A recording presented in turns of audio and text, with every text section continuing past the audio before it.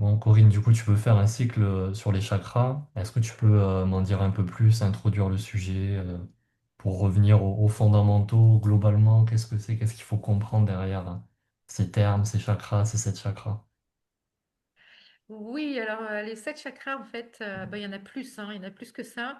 Après, ce sont les sept chakras qui sont principaux, on va dire. Ce sont les centres énergétiques du corps, les centres principaux, on va dire, énergétiques du corps, parce qu'il y a plein de petits centres énergétiques partout dans notre corps, hein, dans la médecine chinoise, on va en parler, ou médecine ayurvédique, ou en Asie, on en parle beaucoup de ces centres énergétiques du corps. C'est vrai qu'en Occident, c'est quelque chose qui est moins connu. Bon, maintenant, effectivement, c'est rentré dans notre culture aussi. Et les chakras, en fait, principaux, on, on- on dit qu'il y en a sept actuellement qui sont principaux. Et en fait, ces chakras, c'est des centres énergétiques qui se trouvent à différents points du corps, donc du périnée jusqu'au haut de la tête. Ce sont comme des portes d'entrée de l'énergie et par laquelle, en fait, l'énergie vient nourrir ce corps qui en a besoin, sinon on ne pourrait pas vivre sans énergie. C'est comme ça pour tout hein, dans ce monde, on a besoin d'énergie pour que les choses fonctionnent, et notre corps, c'est pareil. Et donc, ces centres énergétiques sont des portes qui vont permettre à l'énergie d'entrer. On peut les percevoir comme des vortex, donc en forme de spirale, hein, comme voilà, quelque chose qui tourne, c'est vivant, hein, c'est pas quelque chose Ok. de statique. À chacune de ces portes va être associé un type d'énergie, des organes aussi qui sont alentour de ce centre énergétique, qui vont être irrigués par l'énergie de ce centre, affectés euh, par ce qui se passe dans le corps. Alors que ce soit organique, informationnel, émotionnel, tout ça va donner en fait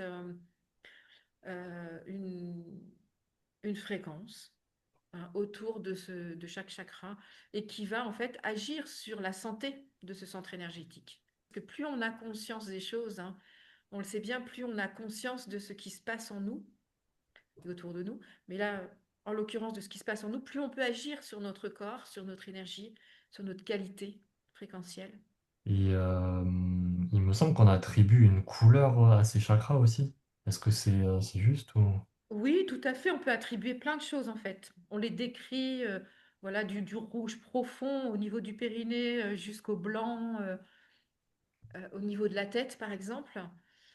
Et ça, ce sont des règles générales. Ces couleurs, par exemple, pourraient harmoniser ces chakras parce qu'elles sont des couleurs qui vont donner l'information qui est en adéquation avec chacun de ces centres. On pourrait associer une couleur, un son, hein, les notes de musique, on Ouais. pourrait associer une émotion, une fréquence, un type de pensée. En fait, il y a beaucoup de choses en fait qui sont autour de chacun de ces centres énergétiques. Et c'est ça qui est intéressant en fait, c'est de pouvoir aller explorer à l'intérieur de soi à quoi ce centre énergétique chez nous, il est relié. Et à partir de là, une fois que je vois en fait ce qui s'y passe dans cet endroit-là, je vais pouvoir utiliser des outils pour harmoniser cet espace. Ok, d'accord. Et si on revient juste sur tes ateliers, tu proposes de les organiser comment? Combien est-ce qu'il y a d'ateliers? Et combien de temps ça dure? Ok. 4 séances en fait, enfin, 4 séances, 4 jours plutôt, 4 journées d'ateliers qui vont être réparties par une par mois, donc de mars à juin. Ok. Sachant que sur une journée, on va avoir deux espaces, hein, deux centres énergétiques. Donc le premier, ça va être sur le, le chakra, le centre énergétique de la base du périnée, là, le plus bas, et celui du nombril, le sacral, hein, le chakra sacré. D'accord. Ensuite, ce sera plutôt sur le plexus et le cœur, puis la gorge et le troisième œil. Ok. Et ensuite, donc sur la couronne, donc c'est le haut de la tête. Et puis certainement le huitième qui est un peu plus haut, qui n'est pas dans le corps, du coup. Et l'harmonisation de tout ça. Sachant que en fait, chacun de ces centres énergétiques est relié à l'autre et qu'en fait, chacun de ces centres est relié à un corps subtil également. hein, puisque nous, en tant qu'être humain, nous avons un corps physique, mais nous avons aussi des corps subtils qui sont le corps éthérique, le corps émotionnel, le corps mental, le corps astral, etc. Donc on a chaque corps subtil en fait est associé à un chakra. Et en fait, lorsqu'on va étudier tout ça pendant nos sessions, on va aussi aller explorer ces corps subtils. Et on va aller explorer aussi d'autres d'autres structures énergétiques qui sont reliées à tout ça, à l'intérieur de notre être, en fait. Hein. Ok, Puisque bon, il n'y a pas que cette structure énergétique qui alimente notre corps et qui nous permet d'exister.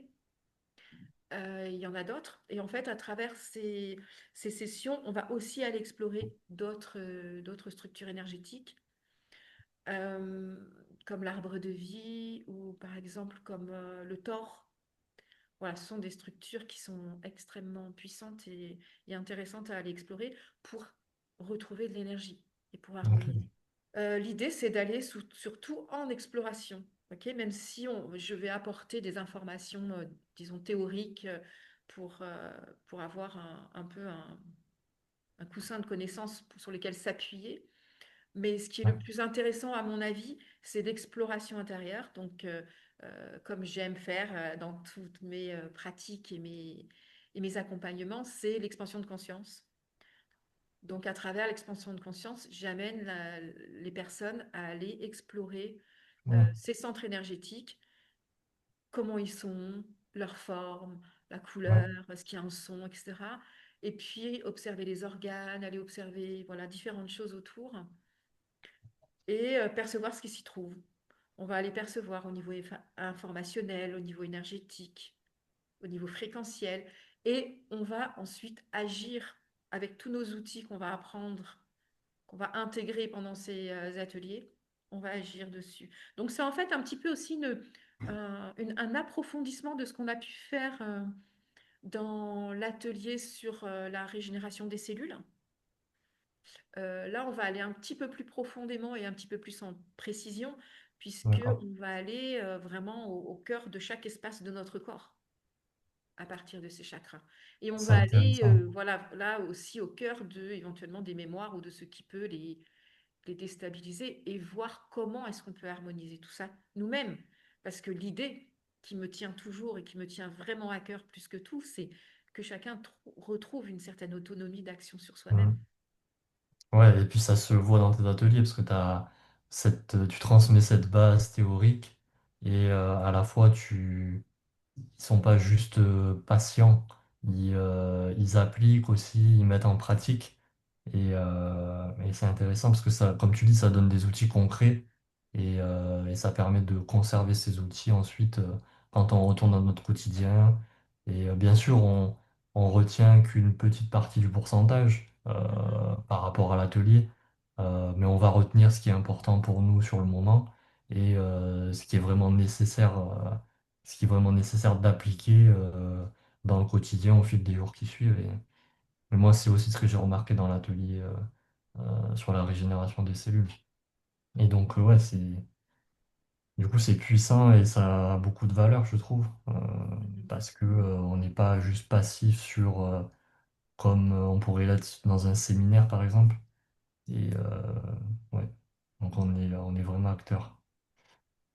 Oui, Il tout faut à que fait. c'est Pour moi, c'est fondamental, quoi. De nos jours, ce qui est important, c'est de permettre à nouveau aux personnes de se connaître, de se reconnecter à soi pour avoir voilà, des clés pour prendre soin de soi à tous les niveaux et de se rencontrer et de pouvoir vraiment aller vers ce qu'on est sans jugement, sans critique, au contraire, en fait, d'aller accueillir tout ce qui est là et de voir qu'est-ce que je peux faire avec tout ce qui est en moi, ouais, avec ce que je suis. Voilà. Et donc, c'est ça qui m'intéresse le plus et qu'on va faire à travers ces chakras. ok, Que nous sommes en fait des êtres multidimensionnels. Donc, en fait, on pourrait partir de plein de points de vue différents pour s'étudier, pour se rencontrer, pour agir sur nous-mêmes, hein. Et c'est ce que j'aime faire en fait dans la plupart de mes ateliers, de mes stages, c'est on part de points de vue différents à chaque fois. Et ça nous donne à chaque fois un regard Ouais. particulier et qui nous donne une nouvelle perspective avec des choses qu'on n'aurait pas vues si on était resté juste sur ce point de vue. Et que voilà, là, ce cycle sur les chakras, c'est voilà, on va partir par ce point de vue-là, mais qui va aussi du coup nous relier à tous les autres aspects de Mm. l'être, mais en passant par les centres énergétiques. Donc on va avoir accès, on va aller voir aussi bien l'aspect mental que l'aspect émotionnel, fréquentiel, physique, tous ces aspects-là, puisque tout est relié, mais à travers le regard, le chemin, les portes des chakras. Ok. Et quand on est dans l'atelier, est-ce que c'est plutôt une organisation académique sur des chaises et un bureau ou est-ce que c'est un petit peu différent? Alors en fait, c'est dans une salle où on peut se mettre assis sur une chaise, debout, assis par terre, allongé, peut-être sur les mains. Personne n'a encore essayé de se mettre sur les mains pour écouter l'atelier, mais pourquoi pas? En fait, c'est très ouvert, chacun fait comme c'est bon pour, euh, pour soi. Voilà, chacun amène ce qui est bien pour soi, pour être confort. Donc voilà, et on bouge. Voilà, moi j'aime beaucoup le corps, pour moi, est important et il a besoin d'avoir sa place aussi. Donc voilà, on essaye de faire des pratiques aussi où on va bouger. Ok. Ouais, pour Bon, expérimenter. bonne réponse. Le mouvement, c'est la vie. Ouais. Ah oui, c'est sûr. Et puis ça Yes, permet d'être plus à l'écoute, plus attentionné. tout à fait. Ouais, ouais, c'est sûr. Tout à fait. D'ailleurs, dans bah, l'atelier dans lequel tu as participé, il y avait une personne qui faisait des dessins dès le départ, Oui, qui dessinait beaucoup, beaucoup, et qui me demandait si ça me dérangeait. Et en fait, je disais, ben non, en fait, on a chacun nos modes de mémorisation, d'apprentissage. Enfin, je suis bien placée pour le savoir, puisque justement, je propose des ateliers sur l'apprentissage. Donc, au contraire, en fait, que chacun trouve son mode préférentiel pour pouvoir rester attentif à ce qui est nécessaire, quoi. malheureusement, on doit rester assis Oui, et il y a beaucoup de frustration derrière. c'est vrai. Et souvent, c'est quelque chose, tu vois, que je devrais dire plus souvent pendant les ateliers, parce que je vois qu'il y a des gens qui osent pas, puis qui me le demandent, Oui, qui me disent, bah là, moi, j'en ai marre d'être assise. Je dis, bah, pourquoi tu te lèves pas? Pourquoi t'as pas changé? Pourquoi tu marches pas à quatre pattes pour oui, faire oui. un tour de salle ou de bouger, de faire des exercices? Moi, ça me dérange, mais pas du tout, quoi. Et c'est nécessaire. Moi, je sais que j'en ai besoin. D'ailleurs, je bouge tout le temps dans l'atelier. Enfin, vous avez remarqué, je suis debout, assise, je vivante, je vis, quoi. Ouais. Et pour vous, c'est pareil.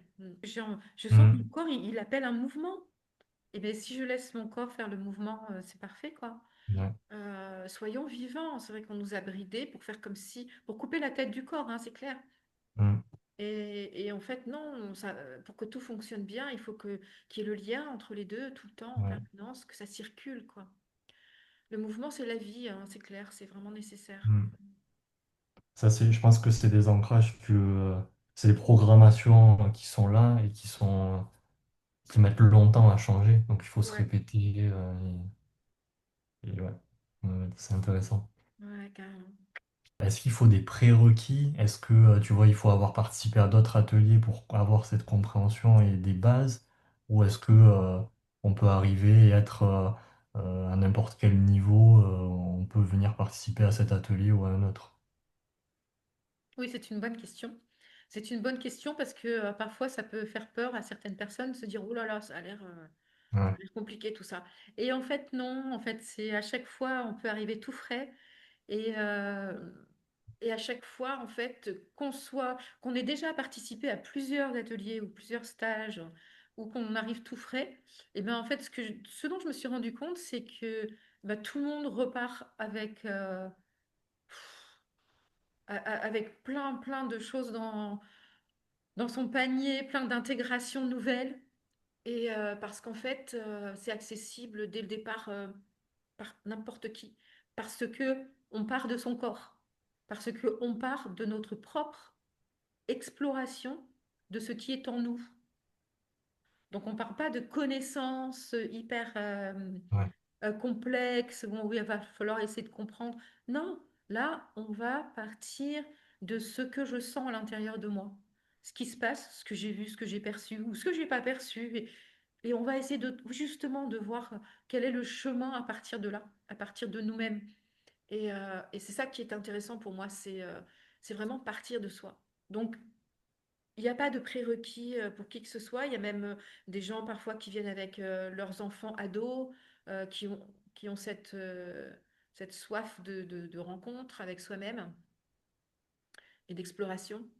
Donc, oui, c'est vraiment ouvert à tous et accessible à tous. Et en tout cas, pour moi, c'est l'intérêt, en fait, de voir qu'en fait, tous, quels qu'on soit, on a accès à nous-mêmes, ouais. à qui on est. Est-ce que tu peux nous donner des informations sur le lieu de l'atelier? Est-ce que c'est en présentiel? Quels sont les horaires? Alors, ça va être à Souillac, dans le Lot. Donc, un accès assez facile, parce qu'il y a l'autoroute qui passe, donc c'est assez facile. Souillac, dans un lieu magnifique, avec des gens très chouettes, une très belle salle. Ça va se passer à partir, donc le premier atelier sera le 21 mars, le jour de l'équinoxe. Quoique je ne sais pas si l'équinoxe c'est le 21 cette année ou le 20, je crois que c'est le 20. Donc le 21 mars, de 10 heures à 17 heures. Voilà, en gros, c'est 6 heures d'atelier chaque fois. Ok, C'est bien intense, 6 heures. Voilà.